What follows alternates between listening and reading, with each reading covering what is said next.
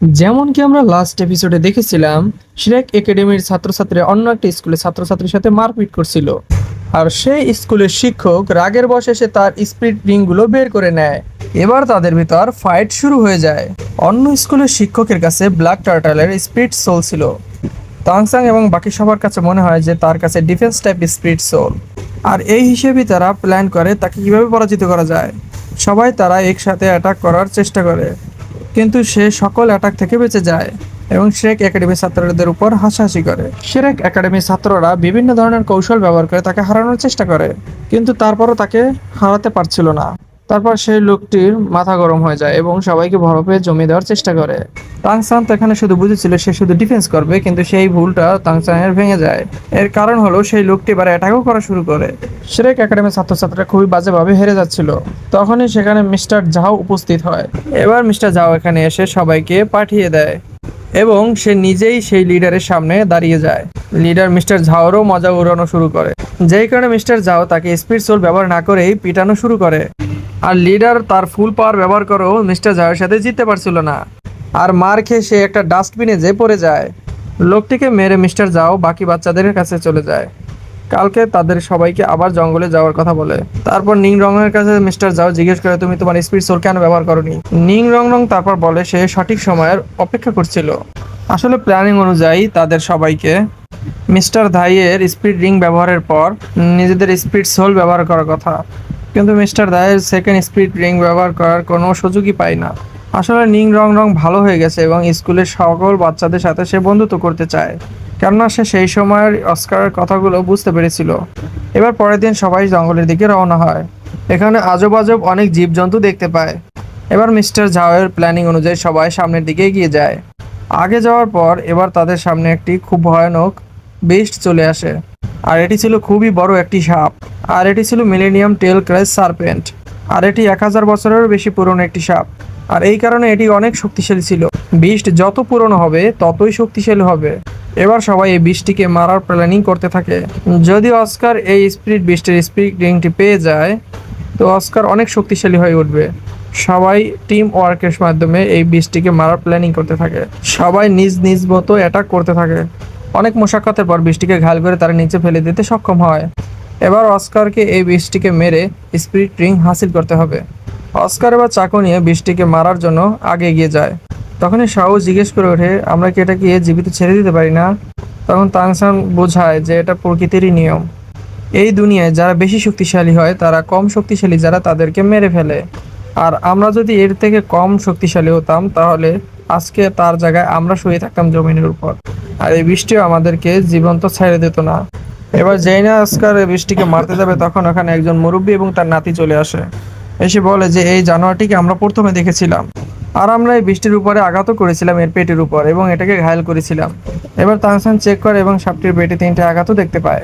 আসলে এই দাদিয়াম্মা তার নাতির জন্য স্পিড রিং দিতে চেয়েছিল এই সাপটি থেকে, যাতে তার নাতি স্ট্রং হতে পারে, কিন্তু মিস্টার জাও তার কথা একদমই মানতে চায় না।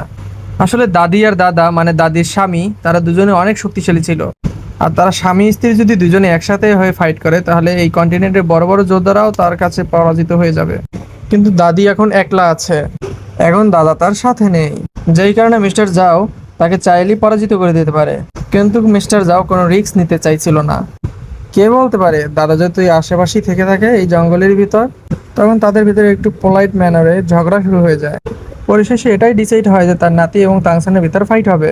তার প্রতি যদি জিতে যায় তাহলে এই স্পিড রিংটি তারা নিয়ে যেতে পারবে, অন্যথায় এটি অস্কারের থাকবে। হেরে গেলেই স্পিড রিং অস্কারের হয়ে যাবে। তার নাতির সাথে যুদ্ধ করাটা এতটাও সহজ হবে না, কারণ তার নাতির র্যাঙ্ক 30। তার স্পিড সোল হলো একটি সার্পেন্ট স্পেয়ার, যেটা অনেক শক্তিশালী ছিল। তারপরও তাদের দুজনের মধ্যে যুদ্ধ শুরু হয়ে যায়। সর্বপ্রথম তাংসান তার স্পিড সোল ব্যবহার করে তাকে বেঁধে ফেলার চেষ্টা করে, কিন্তু নাতি তার তাংসানের আঘাত থেকে বেঁচে যায়। এবার তারা বেস্ট পসিবল ম্যানারের ভিতরে যুদ্ধ করা শুরু করে। এরপর তারা একে অপরের উপর স্পিড সোল ব্যবহার করে যুদ্ধ শুরু করে দেয়। তাদের এই অ্যাটাকে নিজেদের এনার্জিগুলো একজন আরেকজনের সাথে টক্কর খাচ্ছিল। এই ক্লাসে কিছুক্ষণ পর তারা দুইজন দুই দিকে ছিটকে চলে যায়, কিন্তু পতি তো বেহুশ হয়ে গেছিল, কিন্তু তাংসান ঘায়ল হওয়ার পরও শান্তকা দাঁড়িয়েছিল। এর মানে তাংসান জিতে গেছে এবং পতি পরাজিত হয়ে গিয়েছে। এরপর তাংসান মেডিটেশন আকারে বসে পড়ে, কারণ তাংসানের পাওয়ার ড্রেন হয়ে গিয়েছিল। মরবি এবার হার স্বীকার করে এবং তাদেরকে স্পিরিট রিং নিয়ে যেতে দেয়। তারপর অস্কার এই সার্পেন্টটাকে মেরে নিজের স্পিরিট রিং হাসিল করা শুরু করে। তারপর মেডিটেশন শেষ করার পর তার স্পিরিট রিং দেখার জন্য সবাই উৎসাহিত হয়ে ওঠে, কিন্তু অস্কার তার স্পিরিট রিং দেখাতে একটু শরম পাচ্ছিল। যখন সবাই এটা বলে যে তার স্পিরিট রিং দেখে আমরা কেউই হাসবো না, তখন সে দেখানোর জন্য প্রস্তুত হয়ে যায়। এবার তার স্পিরিট রিং ব্যবহার করে সে একটা টেস্টি সস বানিয়ে দেখায়, আর এটা থেকে সবাই খুবই বাজেভাবে হাসাহাসি শুরু করে দেয়, যে কারণে অস্কারের কাছে খুবই খারাপ লাগে। তখনই অস্কার তার স্পিরিট রিং এর দ্বিতীয় অ্যাবিলিটিটি দেখানো শুরু করে দেয়। এবার অস্কার সবার সামনে উড়তে থাকে এবং উড়ে উড়ে দেখানো শুরু করে। দ্বিতীয় অ্যাবিলিটিতে তার ওড়ার শক্তি চলে এসেছিল। এটা থেকে সবাই খুশি হয় এবং তারই সাথে সাথে তাংসানও হোশ ফিরে পায় এবং তাংসান বলে এখনই আমরা এই জঙ্গল থেকে যাব না। তখনই মিস্টার জাও একটু রাগান্বিত হয়ে বলে এই জঙ্গলটি কোনো খেলা করার জায়গা না, যেই জায়গায় তোমরা পিকনিক করতে পারবে। এবার তাংসান বলে ওঠে যে সে মারপিট করার পর লেভেল ব্রেক থ্রু করে ফেলেছে। তাংসানের লেভেল আপগ্রেড হয়ে 30 র্যাঙ্ক পৌঁছে গেছে। এবার তাংসানের একটি স্পিরিট রিং এর প্রয়োজন। এর জন্য তাংসানকে সবাই কনগ্রাচুলেট করে। তারা সবাই খুশি হয়ে যায় এবং পরের দিন ডিসাইড করে তারা স্পিরিট রিং খোঁজা শুরু করবে তাংসানের জন্য। এবার তারা সবাই সামনের দিকে এগোতে থাকে। এবার তারা একটি স্থানে থেমে নিজেদের মধ্যে কথা বলা শুরু করে। তাংসান এবার মিস্টার জাওয়ের সাথে মানুষদের ব্যাপারে আলোচনা করা শুরু করে। একজন মানুষ সারা জীবনে 5 থেকে 6টি সোল বিস্ট মেরে ফেলে এবং আমরা আমাদের কাল্টিভেশন ইমপ্রুভ করার জন্য সোল বিস্ট মেরে ফেলি, আর তাও মেরে ফেলি কোনো কিছু না দেখেই। আর এই কারণে তো একদিন সব সোল বিস্ট শেষ হয়ে যাবে, আর মানুষও কিছু সময় পর কাল্টিভেশন আর করতে পারবে না। তাংসান যত সোল বিস্ট মরার কথা বলে তার সাথে সাথে শাও আস্তে আস্তে নিরাশ হয়ে পড়ে এবং তার মন খারাপ হতে থাকে। শাওরও একটি পাস্ট এবং ভিন্ন এবং ডিফারেন্ট গল্প আছে, যেটা কিনা আমরা সামনেই জানতে পারবো। তারা কথা বলছিল, এর মধ্যে ভূমিকম্প শুরু হয়ে যায়। তারা যখনই কথা বলতে থাকে তখনই ভূমিকম্প চলে আসে এবং আশেপাশে প্রাণী এবং গাছগাছালি সবগুলো নড়াচড়া করতে থাকে। তখন সবাই বুঝতে পারে যে এখন অনেক বড় একটি ভয়ানক বিপদ তাদের সামনে চলে আসতে চলেছে। তারা জঙ্গলের ঠিক মাঝখানেই দাঁড়িয়েছিল, আর তারা এখান থেকে পালিয়েও যেতে পারবে না। এখানে বিশাল একটি দৈত্যাকার জায়েন্টের মতো টাইটান এপ চলে আসে, আর এটি একটি 1 লাখেরও বেশি পুরনো সোল বিস্ট। আর এত ভয়ঙ্কর বিস্ট তো ঘন জঙ্গলের ভিতর থাকার কথা ছিল, কিন্তু এটা এখানে কেন উপস্থিত? মিস্টার ঝাও এবার টাইটান জায়েন্ট এপের সামনে নম্র এবং ভদ্র হয়ে কথা বলতে থাকে। বলে যে এটা যদি আপনার জায়গা হয় এবং আপনি যদি আমাদের আর দেখতে না চান, তো আমরা এখান থেকে চলে যাব। আমরা এখানে কারো ক্ষতি করতে আসিনি, কিন্তু এই এপটি মানুষদেরকে ঘৃণা করে, আর এর কারণ মানুষ ছোট বড় কিছু না দেখে নিজের ফায়দার জন্য সোল বিস্টদের মেরে ফেলে, আর এই কারণেই জায়েন্ট এপ সবাইকে মারতে চায়। এবার মিস্টার জাও তার সোল পাওয়ার ব্যবহার করে জায়েন্ট এপের উপর হামলা করা শুরু করে এবং নিং রং রং তার উপর তার স্পিড ব্যবহার করে তার 30% পাওয়ার বাড়িয়ে দেয়। এই সকল কিছুর পরেও জায়েন্ট এপের একটি বালও বাঁকা হয় না এবং বাকি সবাই তাদের নিজ নিজ সোল পাওয়ার ব্যবহার করে জায়েন্ট এপের উপর হামলা করা শুরু করে দেয়, কিন্তু কেউই জায়েন্ট এপের কিছুই করতে পারে না। এবার সবাই এখান থেকে পালিয়ে যাওয়ার চিন্তা ভাবনা করে। এরই মধ্যে জায়েন্ট বিস্ট শাওকে ধরে নেয় এবং এখান থেকে চলে যায়, বলতে পারো কিডন্যাপ করে নিয়ে যায়। এবার তাংসান এবং মিস্টার ঝাও রাগান্বিত হয়ে যায়। মিস্টার ঝাও এবার তার 7th স্পিরিট রিং ব্যবহার করে। সে তার ফুল পাওয়ারের সাথে জায়েন্ট এপের উপরে অ্যাটাক করে, কিন্তু এখানেও সে জায়েন্ট বিস্টের কিছুই করতে পারে না।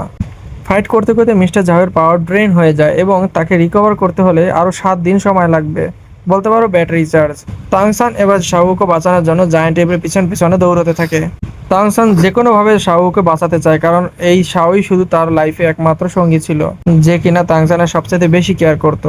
তাংসান এবার এপের খুবই কাছে চলে আসে এবং অ্যাটাক করা শুরু করে, কিন্তু জায়েন্ট এপ তাকে ধাক্কা মেরে দূরে সরিয়ে দেয় এবং শাও তাকে মানা করে এখানে আসতে। এবার সব বাচ্চারা শাও চলে যাওয়ায় অনেক দুঃখী হয়ে পড়ে, কিন্তু তাংসান এখন সবচেয়ে বেশি রিগ্রেট করা শুরু করে। সে এই জন্যই আফসোস করে যে সে শাওকে বাঁচাতে পারেনি। তাংসান এবার অস্কারকে বলে ফ্লাইং সসেস মাশরুম বানাতে। অস্কারের কাছে 3rd স্পিড রিং তাংসানের জন্যই চলে এসেছিল, আর এই জন্য মিস্টার জাওয়ের কথা না শুনেও তাংসানের কথা শুনে অস্কার এবার ফ্লাইং সসেস তৈরি করে এবং তাংসানের হাতে তুলে দেয়, যেটা খাওয়ার পর তাংসানের কাছে পাখা চলে আসে, আর তাংসান শাওকে খোঁজার জন্য একলাই চলে যায়। আর নিং রংও তাংসানের 30% স্পিড বাড়িয়ে দেয়। মিস্টার জাও তাংসান যখন একলা চলে যায় তখন তার পিছে পিছে যাওয়ার সিদ্ধান্ত নেয়, আর এই কথা শুনে অস্কার সবার জন্য ফ্লাইং সসেস তৈরি করা শুরু করে দেয়, আর এদিকে সসেস তৈরিও হয়ে যায়। অন্যদিকে দেখা যায় যে শাও সেই জায়েন্ট এপের সাথে কথা বলছিল এবং জায়েন্ট এপ শাওর সাথে খুবই পোলাইটলি কথা বলছিল। শাও জায়েন্ট এপটিকে বলে যে আমার বন্ধুরা আমার জন্য খুবই চিন্তা করবে তুমি আমার বন্ধুদের কোনো ক্ষতি করতে পারো না, আর তোমায় আমাকে এভাবে উঠিয়ে নেওয়া উচিত ছিল না। আর এখানে আমরা এটা জানতে পারি যে শাও এই জায়েন্ট এপটিকে অনেক আগে থেকেই চিনতো, আর এই জায়েন্ট এপটি শাওকে একদমই মারতে চাইছিল না, আর জায়েন্ট এপ শাওর সব কথা শুনতেছিল। তারপর আমরা তাংসানকে দেখতে পাই যে কিনা খুঁজতে খুঁজতে জায়েন্ট এপের খুবই কাছাকাছি চলে এসেছিল। আর এরই সাথে সাথে এপিসোডটি এখানেই শেষ হয়ে যায়। এই এপিসোডটির পরবর্তী পার্ট দেখতে চাইলে আমাদের চ্যানেলটি সাবস্ক্রাইব করে আমাদের পাশেই থাকুন। এর পূর্ববর্তী এপিসোড আমার চ্যানেলে আছে, ভিজিট করে আসুন।